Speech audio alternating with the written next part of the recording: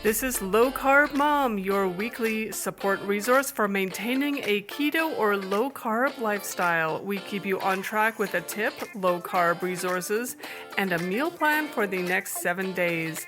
Use this resource to stay focused, motivated, and inspired in your own low carb lifestyle. I'm Elizabeth, and I am today going to talk to you about, you know how you can take a personality test and you can be agreeable or you can be a disagreeable personality. And I just want to focus in on this concept of being agreeable. Sometimes when you are that agreeable person and you are trying to make a change, it can be difficult because you're trying to please people and you're trying to prevent a conflict that you perceive might be happening that might be something around the food. Since I went on hiatus with my heart surgery, I have come in contact with more strident health and nutrition advocates than in the past. Normally, I would say I could kind of be in my bubble. I could figure out what I needed to do and then just do it without having anybody interfering with me. But now I have people interfering with me, and they're usually touting the mainstream nutritional narrative. So if you are in a similar position where you are in a medical situation, perhaps you are looking forward to surgery or you are recovering from surgery, as an agreeable person, I can be easily persuaded to consider these other viewpoints, especially since they have such a strong persuasive force because they come from a position of authority. Let's say that. So I'm often happy to take some of these ideas on board and to question my own ideas. The mainstream nutritional philosophy has a few tenets in it that are not up for debate. I noticed this during my rehab when I was taking lessons from the dietitian and when I was sitting in different classes. You sort of take this different kinds of education sessions where you're learning how can you recover from your heart incident. And most people who are in this situation that I'm in have actually had a heart attack. So they have been in this nutritional problem for decades, and it is the thing that caused them to have their problem, which caused them to have their heart issue. And this, of course, is not to say that they can't also enjoy a low-carb lifestyle and enjoy the benefits of that. It's just that I actually did not approach surgery from that angle. I actually had very, very clear arteries, and I didn't suffer from metabolic syndrome to that extent, in the sense that it was the thing that caused me to have my problem. You have to eat fiber. Fiber is very important. You'll almost die without fiber. Salt is on the other side of the spectrum. Salt is very, very bad. You will die even if you are eating just a little bit of that. Breakfast is essential. You must not ever skip breakfast. And if you skip breakfast, you're in a danger zone. It's always this kind of concept of danger versus just making a decision that might be better for yourself or not as good for yourself. Fat is dangerous, and they do break down the different fats. I'm not saying that there aren't nuances in some of the things that they say, but in general, when you're looking at fat, they're very happy to just let you know and reinforce the idea that fat is basically bad, and even the good fats, you shouldn't have too much of them, and so basically fat's dangerous. A balanced plate is a really good idea, the mainstream nutritional philosophy will tell you. And that, of course, includes, not only does it include carbs, but a lot of the meats can be transformed into kind of like non-meats. So you can have protein on your plate that isn't even meat. Not that I'm advocating necessarily for a carnivore diet, but I do think that there's plenty of room for protein that is meat on your plate. And so that's the final one, is that meat is suspect and that it can be avoided. And that is all fine maybe for some people, but I happen to know from the years that I've been practicing my low-carb lifestyle, none of these above statements hold true for me. None of them. Not one single one. So let me just go back over them and say them how they apply to me. Fiber is not important. I can take it or leave it, and usually I'm better if I don't have fiber. Salt is good. If I don't eat enough salt at the right times, I'm getting migraines and I'm getting low blood pressure and I'm feeling sick most of the time. And I can be feeling hungry, and salt can just fix my feeling of hunger. Breakfast is not essential. You could actually say that it is essential, but I feed myself breakfast direct from my liver. So I will just have a cup of coffee. In fact, I will have a coffee with cream in it, and I consider that to be a liquid breakfast. And honestly, I am of the philosophy that if you are eating once every 24 hours, that's not even really a fast. So we don't have to go very extreme and go labeling this dangerous. It's okay to skip breakfast. In fact, I don't even know why we're using the phrase skip breakfast. We're only saying skip breakfast because we're trying to make a problem out of it. Fat is not dangerous. Fat is essential. Fat is delicious. And fat makes you feel full, it satisfies you, and you are able to maintain, or at least I have been able to maintain, a calorie deficit while having high fat and feeling satisfied. And in fact, making sure that I get enough fat is the only way that I've been able to manage that and feel good at the same time. And the only way that I've been able to lose weight is if I also felt good at the same time. So all of this, like, making sure that you're only eating carbs and that you're in a calorie deficit so that you're basically torturing yourself in this constant feeling of starvation is not the strategy that worked for me. Maybe it does work for you, maybe it works for other people, but it does not work for me at all. Also, whenever I'm eating a lot of fat and I'm communicating to people how much fat I'm eating, it's actually on my plate looks more like meat. It doesn't look like a lot of fat. Or it just looks like I cooked some vegetables in fat, or I put some fat on my salad. So it makes it sound so much worse, especially to people who are highly triggered by the concept of fat, than it actually is. And meat, I'm basically in favor of a carnivore diet. I just haven't pulled the trigger on that for myself, but meat makes me feel good.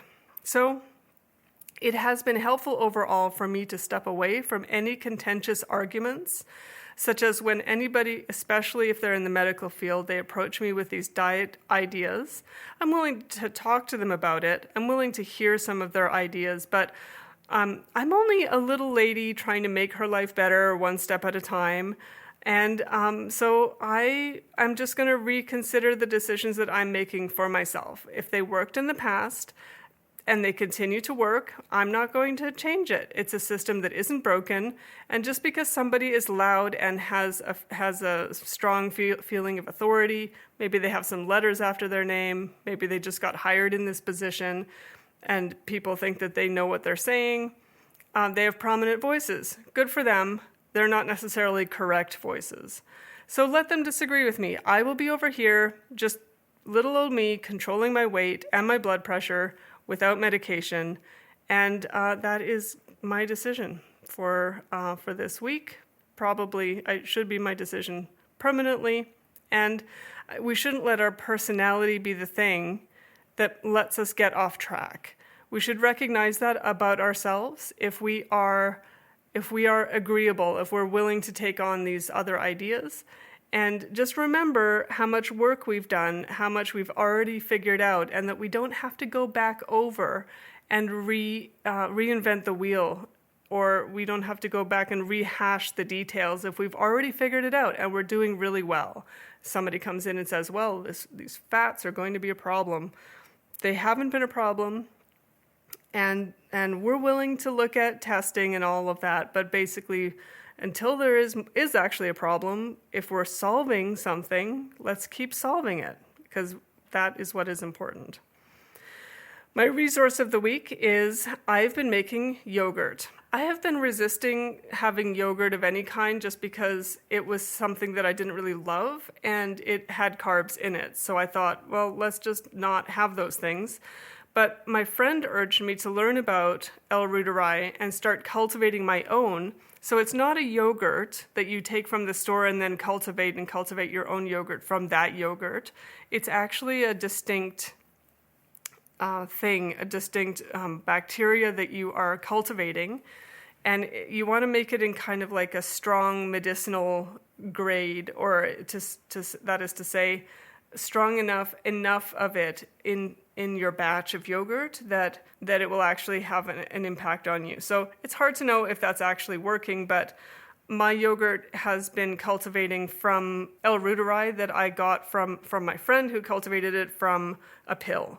So it comes out of a pill. You can buy the pill and you can cultivate it. This video explains how you can do it. It has benefits to digestion. It has benefits to how you're feeling. It has benefits to your brain chemistry. It helps you to feel better. It helps you to be more interested in life and to be less depressed. It helps you to be happier and to love people more.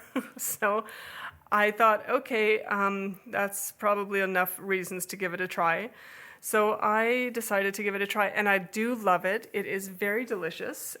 It's easy to make. I'm enjoying the process of making it. So you can find all that information on my Substack, along with the information about the doctor who is talking about it. And there's other videos too on YouTube. You can find all about that on YouTube.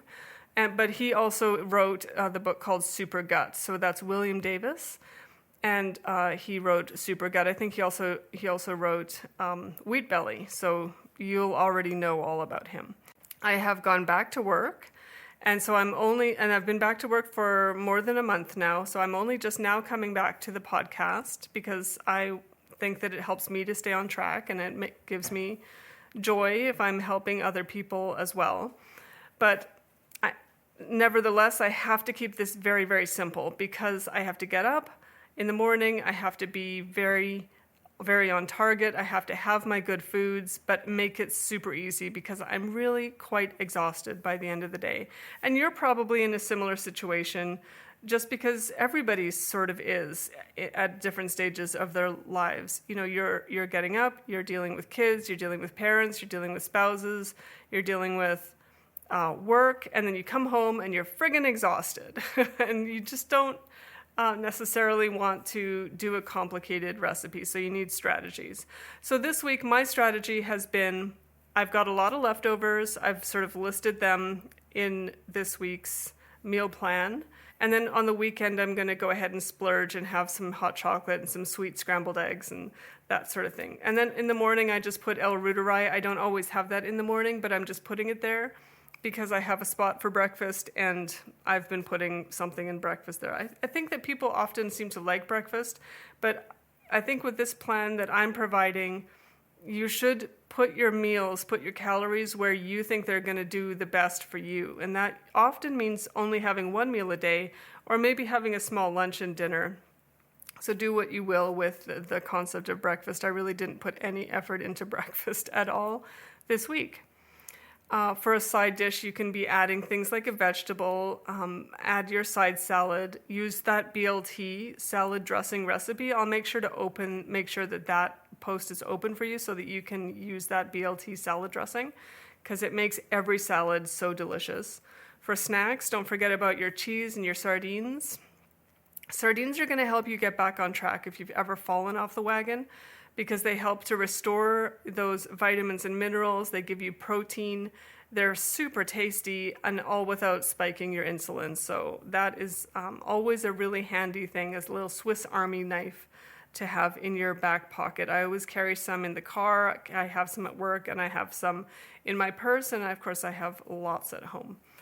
Desserts, I'm having my 85% chocolate. I'm having double chocolate muffins, and I'm having chia pudding, which I will be putting that recipe on the Substack as well. Actually, it's already there, but I'm going to make sure it's on for you so that everybody can go and grab that. It's great because it's low calorie, and it uses chia and basil seeds, and it congeals into like a really nice pudding. It's just got a really nice consistency, especially with those basil seeds.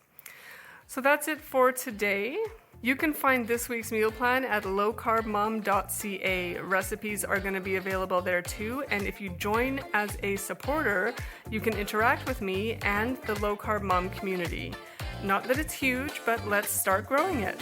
We touch base every week to share our progress, trials, and tribulations, and to support each other through the hard parts, which, let's face it, there are plenty. Have a strong and healthy week. Stay mindful, stay organized, get lots of rest, and we will see you again next Monday. Bye-bye.